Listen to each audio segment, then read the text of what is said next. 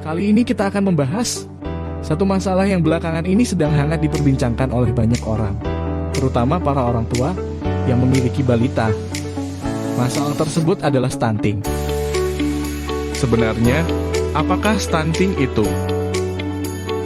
Menurut WHO, stunting adalah kondisi tumbuh dan kembang anak yang terganggu akibat gizi buruk, infeksi berulang dan psikososial anak yang tidak seimbang.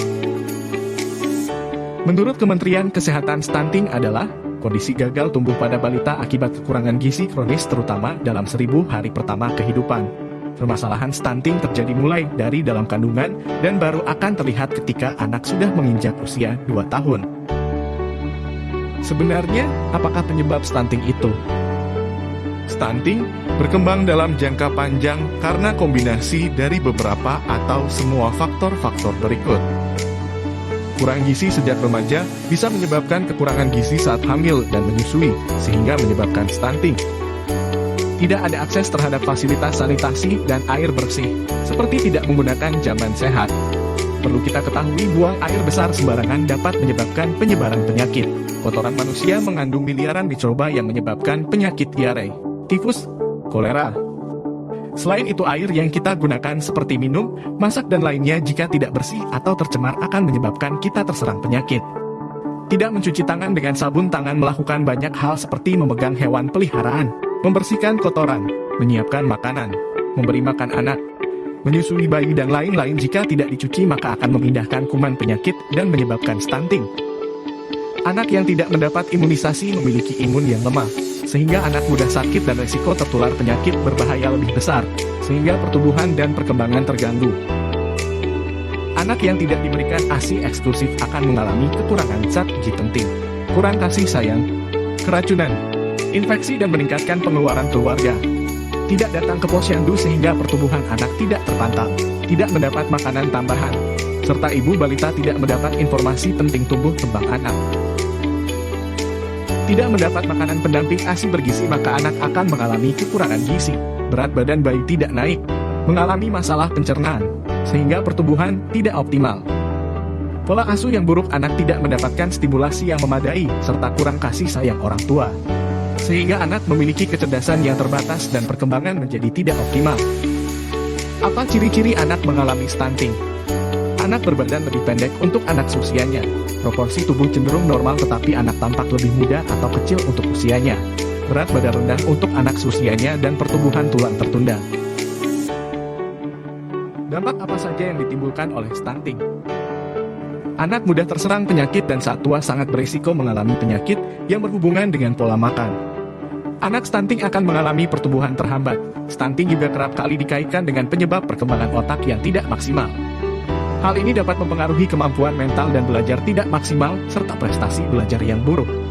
Rentan terhadap masalah ekonomi saat dewasa. Stunting dapat dicegah dengan cara: ibu hamil harus mengkonsumsi aneka ragam pangan lebih banyak. Asupan nutrisi yang baik sangat dianjurkan dikonsumsi oleh ibu hamil. Tidak hanya untuk mencukupi kebutuhan nutrisi dirinya, asupan nutrisi yang baik juga dibutuhkan jabang bayi yang ada dalam kandungannya. Selain itu, ibu hamil harus membatasi makanan mengandung garam, gula yang tinggi serta makanan yang berminyak agar terhindar dari penyakit hipertensi, diabetes dan kolesterol tinggi. Beri stimulasi pada janin. Stimulasi mampu meningkatkan sel otak janin. Semakin banyak sel otak terbentuk, maka semakin luas jaringan otak jabang bayi. Ukuran dan perkembangan otak tersebut akan menentukan kecerdasan di periode mendatang.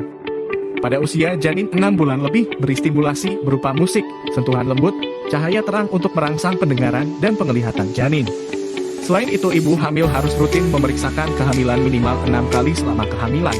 Pemeriksaan rutin bertujuan memantau kesehatan ibu dan janin, memastikan kesiapan ibu hamil dan janin serta deteksi dini masalah kehamilan. Ibu hamil harus rutin mengonsumsi tablet tambah darah, agar tidak mengalami anemia serta terhindar dari berbagai resiko berbahaya. Selain itu, tumbuh kembang janin menjadi optimal. Berikan ASI saja hingga berusia 6 bulan, karena bisa mencegah bayi terserang berbagai penyakit dan membantu perkembangan otak dan fisik bayi. Pemberian makanan pendamping ASI tidak dianjurkan karena dapat membahayakan sistem pencernaan bayi. Karena bayi usia 0 hingga 6 bulan masih mengalami penyesuaian cara penyerapan makanan yang berbeda dengan kondisi di dalam kandungan. Berikan stimulasi 100 miliar sel otak bayi telah dipersiapkan saat si kecil lahir.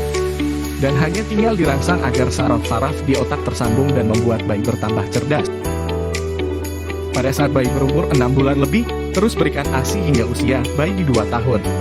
Dan makanan pendamping ASI yang bergizi serta beri stimulasi hingga berusia 5 tahun agar anak memiliki variasi kecerdasan di kemudian hari. Menjaga kebersihan lingkungan. Dengan menjaga kebersihan lingkungan dapat mencegah kita dari penyakit menular berbahaya. Memelihara kebersihan lingkungan sekitar dengan tidak membuang sampah sembarangan dan buang air besar sembarangan. Gunakan selalu jamban sehat. Manfaat menggunakan jamban yaitu kita dapat terhindar dari penyebaran langsung bahan-bahan yang berbahaya bagi manusia akibat pembuangan kotoran manusia, dan dapat mencegah faktor pembawa untuk menyebar penyakit kepada pemakai dan lingkungan sekitarnya. Jamban sehat harus dibangun, dimiliki, dan digunakan oleh keluarga dengan penempatan di dalam rumah atau di luar rumah, yang mudah dijangkau oleh penghuni rumah. Menggunakan air bersih dapat terhindar risiko penyebab penyakit berbasis air. Air bersih harus tidak berasa, tidak berbau, tidak berwarna. Jarak dengan tempat pembuangan sampah dan jamban minimal 10 meter. Serta dalam keadaan terlindung dari sumber pencemaran, binatang pembawa penyakit, dan tempat perkembangbiakan vektor penyakit. Biasakan mencuci tangan pakai sabun setelah beraktivitas untuk mencegah penularan penyakit. Sabun dapat membersihkan kotoran dan merontokkan kuman. Tanpa sabun, kotoran dan kuman masih tertinggal di tangan.